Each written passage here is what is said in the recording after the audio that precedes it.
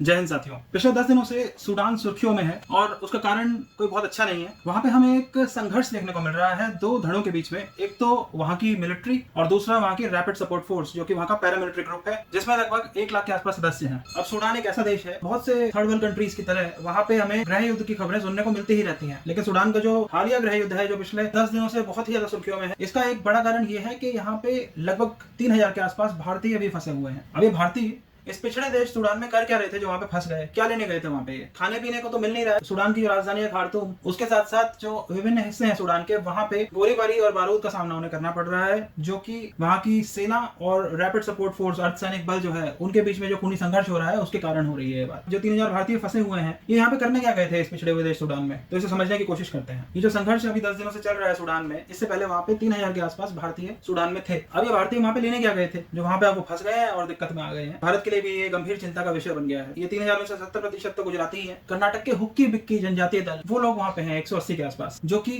पक्षी पकड़ना और शिकार करने के लिए जाने जाते हैं। लेकिन जब इस पे रोक लगा दी गई तो फिर इन्होंने हर्बल प्रोडक्ट्स बनाने शुरू करे, जिससे कि विभिन्न प्रकार की बीमारियां ठीक होती हैं, जैसे कि शुगर, गैस और पाँव में दर्द होना, ये सब। तो फिर जो हुक्की पिक्की ट्राइब है, ये मेरे साउथ ईस्ट एशियन कंट्रीज जैसे मलेशिया, सिंगापुर और अफ्रीकन कंट्रीज, यहाँ पे इन्होंने अपने प्रोडक्ट्स बेचने शुरू करे। India pharmacy capital of the world के नाम से जाना जाता है अपनी सस्ती दवाइयों के कारण। पेटेंटेड लाइफ सेविंग ड्रग्स को वो सस्ते दामों में इन अंडर डेवलप्ड कंट्रीज में भेजता है। तो इसलिए भारत की साख पहले ही वहाँ पे स्थापित है और फिर आयुर्वेद को भी वो लोग बहुत मानते हैं। तो ये हुक्की पिक्की ट्राइब के जो लोग हैं, ये अपनी सर्विस देने के लिए खुद ही यहाँ पे साउथ ईस्ट एशियन कंट्रीज में और अफ्रीकन कंट्रीज में चले जाते हैं। और इसी के तहत ये जो 180 कर्नाटक के हुक्की पिक्की ट्राइब के लोग थे, ये सूडान में पहुंचे हुए थे और अब वहाँ पे फंस गए हैं। उसके अलावा जो 70% गुजराती हम देख रहे हैं, तो गुजरातियों का हम कह सकते हैं कि वो बिजनेस माइंडेड लोग होते हैं। 1970s में वहाँ पे ऑयल फील्ड्स डिस्कवर हुए थे। ओएनजीसी ने भी वहाँ पे इन्वेस्टमेंट करी, तो ओएनजीसी के जो पर्सनल्स हैं, प्रोफेशनल्स हैं, वो वहाँ पे थे। और उसके बाद गुजराती लोग थे, वो लोग भी वहाँ पे फंस गए हैं। तो ये कारण रहा कि इंडियंस यहाँ पे अपने व्यावसायिक कारणों से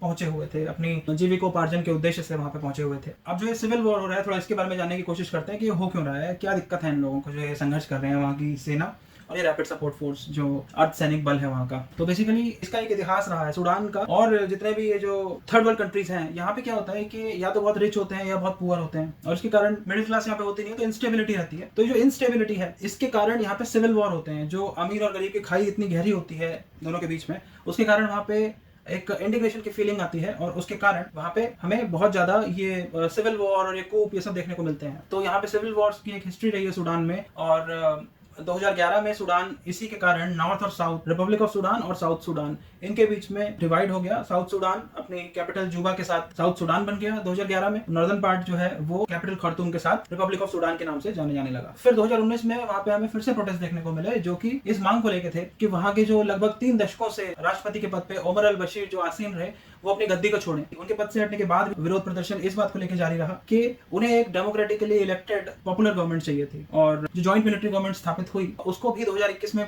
एक कूप के बाद हटा दिया गया था। और तब से वहाँ पे एक सॉवरेन काउंसिल देश को चला रहा है, जिसके जो चीफ हैं, जो कि एक तरह से राष्ट्रपति का पद है, वो है वहाँ के आर्मी चीफ अब्दुल फतेह अल बुरहान। जो सॉवरेन काउंसिल के डिप्टी हैं, वो है रैपिड सपोर्ट फोर्स अर्धसैनिक बल के चीफ मोहम्मद हमदान। लगभग 10 दिन से जो विवाद चल रहा है, जिसमें गोलीबारी हमें देखने को मिल रही है, और ये भारत के लिए भी बहुत ज्यादा गंभीर समस्या बन गई है वहाँ पे लगभग 3000 भारतीयों के होने के कारण। इसके पीछे कारण क्या है? इसके पीछे कारण है इन दोनों के विलय को लेकर जो विवाद है। मतलब जो सेना है और जो अर्धसैनिक बल है, रैपिड सपोर्ट फोर्स, जिसमें कि लगभग 1 लाख के आसपास सदस्य हैं, उनके विलय के बाद इसका प्रमुख कौन बनेगा, इसको लेके कोई सहमति नहीं बन पा रही है और इसी को लेके खूनी संघर्ष वहाँ पे चल रहा है। तो देखते हैं आगे क्या होता है। ये भारत से जुड़ा हुआ एक मसला था, जो भारत अफ्रीका में भारत की एक इमेज है कैपेसिटी बिल्डिंग इनेबलर के तौर पे, pharmacy capital of the third world के नाम से जो भारत जाना जाता है, उसके कारण जो भारत की एक अच्छी छवि है। तो इसलिए अफ्रीका में, और खासतौर पे जहाँ पे भारत का हस्तक्षेप है, वहाँ पे उसकी इन्वेस्टमेंट है, जैसे ओएनजीसी के रूप में, फिर वहाँ पे भारतीय अपने बिजनेस पर्सपेक्टिव से वहाँ पे गए हुए हैं, क्योंकि वो वहाँ पे हैं। तो ये भारत के लिए भी महत्व रखने वाली घटना है और जितनी जल्दी समस्या का समाधान हो जाए, ये ना सिर्फ सूडान के बल्कि भारत के भी हित में ही होगा। धन्यवाद।